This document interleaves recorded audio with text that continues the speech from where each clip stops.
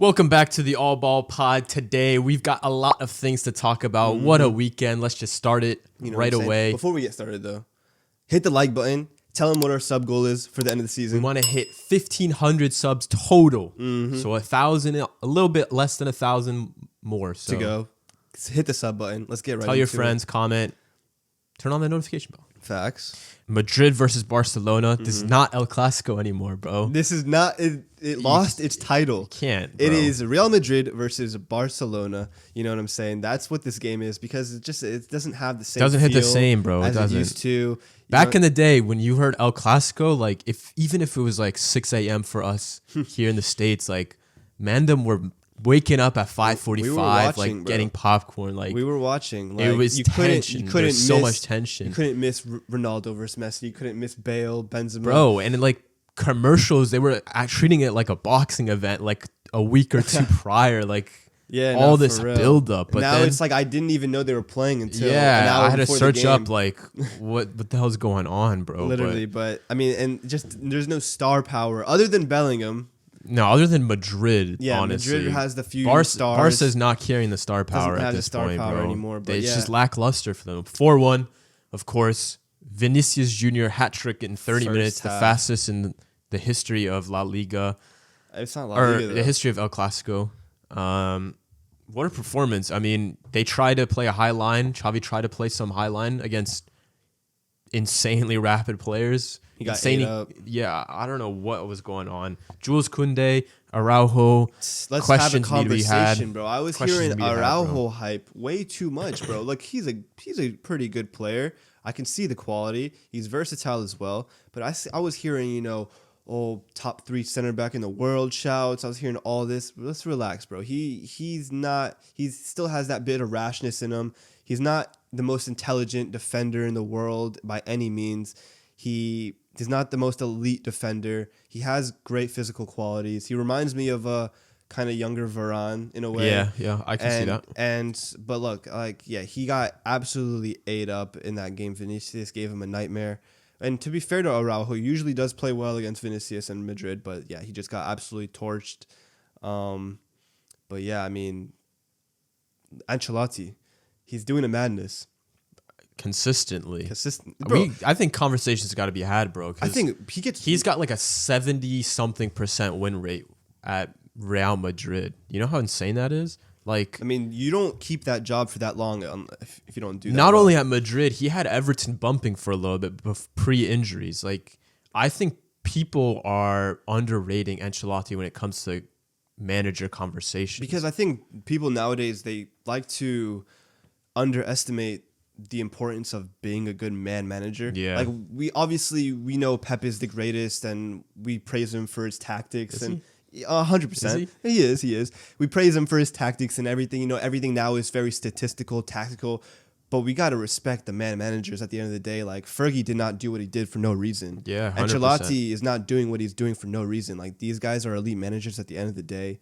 You know what I'm saying? Yeah, 100%. It's like they're moving with the times. They're like Drake, bro. Like Drake is moving with the times and adopting the new stuff. You know what I'm saying? First he was a rapper, then he went into pop, then he's Jamaican, exactly, all of a sudden. Bro. Like he's adapting and it's working. It's working for Ancelotti, obviously. The man managing, it looks like it's a good environment to be at. It's not like maybe again, like when they had Zidane and Ronaldo and Bale, like when you looked at that Madrid team, you kind of felt like they didn't really like mend off field. It was kind of just like all business. Like the thing about that team was it was very like everyone was kind of a mature player. Everyone was very experienced. They all were playing with each other for such a long time. Now it worked though. Yeah, of course. I mean, they didn't three-peat for no reason. Yeah. But this Madrid team is very balanced in terms vibes. of experienced players. They got the youth coming up. They've got the players in their primes.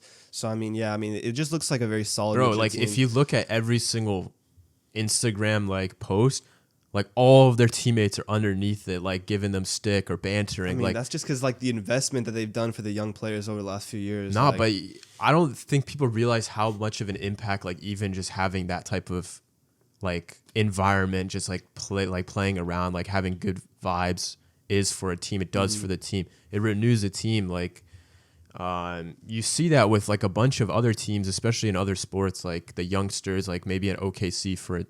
And if people follow basketball, like it seems like a good vibe team, especially the youngs, and they're doing well. Like it's not like they're losing and here and there. Like Madrid are dominant. I mean, and I have to ask, like, I think that this performance, granted, Barca did suck, but like Jude Bellingham is on fire.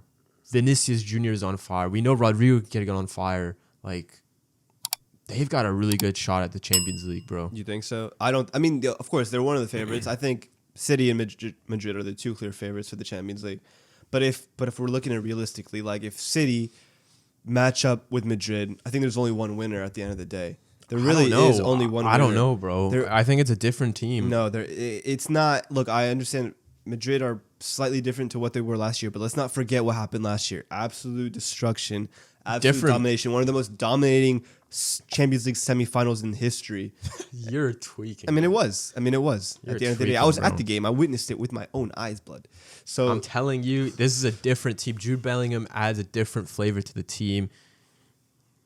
Tony Rudiger is playing like they should have played him back when they played City. Rudiger was one of the. Honestly, we did a World 11 video a couple weeks ago. Rudiger was one player that I actually forgot about. Like I would have put him in the World Rudiger's 11. He's having an unbelievable season, and he's on one player. Honestly, I'll hold my hands up. Rudiger was one player that I was wrong about. Very rare case. But Rudiger was one player I was wrong about. At Chelsea, I kind of saw him as, a very back three tack center back. Like I did not think he could replicate his form in a back four. He shut me up. At Madrid, he's been unreal. So I don't think Militao gets in the squad. No, absolutely not. Absolutely. Wait, Militao's been injured. Rudiger and who in Alaba? Yeah. I mean, or Nacho, I guess right now. Nah, I mean Militao would definitely play over Nacho, but Militao can't play left center back. That's what I'm saying. Yeah. I don't think Militao gets in. And with Rudiger. Carvajal playing the way he's playing, he doesn't get in at right back. Free broski. Fuck off.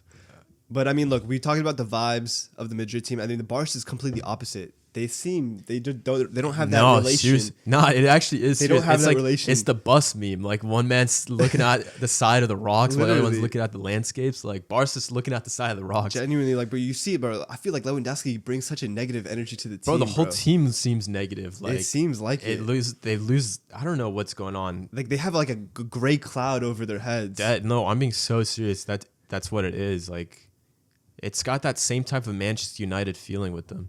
They just feel not like as bad, but yeah, I see what you're saying. Like I feel like the only player who's proper trying is Gundogan. Like but even then, you can kind of tell like he's getting tired of it. Bro. I mean, yeah, because at this point, because he just went from a treble-winning team, captaining treble-winning team, and he's going to this. He's like, bro, like he thought he was moving to Barca for all rainbows and sunshines, but that's just the weather, my boy. When it comes to the training pitch, it's all dark clouds. Fairs. So like his wife did not do him justice, bro. So I don't know. I mean, Gundogan, he's been, I think, Barca's best player this season. Probably their best consistently performing, for them in the midfield. So, but other than that, like, yeah, it's looking long for Barca. They're going to have a trophyless season. They'll get top four. But at the end of the day, this is Barcelona we're talking about. That's not enough. I looked at a quote. It was like Messi was saying, like, Barcelona without me will still be Barcelona. But Barcelona, it was like, me without Barcelona, I'm nothing. And then everyone was like, my boy, it's the opposite way. Opposite way, broski. Opposite. Man's left Barca and won a World Cup. That's what I'm saying. Sheesh. Like, living his best life in Miami. Like, he's got all his boys there now. He made Barca, bro. Xavi, bro. Xavi. Serious conversations had to be had about Xavi. I think they were trying from one of the best defenses in the league statistically last season to very, very average. On top of that, like, the substitutes that he's using La Masia products that are a bit too young to really make a difference. Granted, they're doing their best, but like none of these guys really look ready.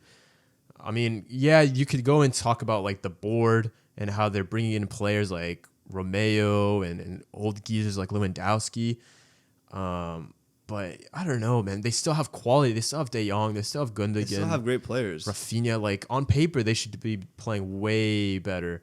So Xavi, I think they tried their best to kind of replicate this Pep come up with Xavi. Something, bro. But it's just he's not the same. He's not the same. I don't think he's a man manager like Pep was. You know what I'm saying? Like, I don't think he can really guide this young crop of players. I think that, obviously Gavi's out, missing right now. Pedri's not really playing his best. De Jong, same with De Jong. So, yeah. You know what I'm saying? But it's looking long for them at the end of the day. Fair play to Madrid. They win a trophy. Granted, it's, kind of a friendly trophy, but they can be happy about it regardless. Trophy nonetheless.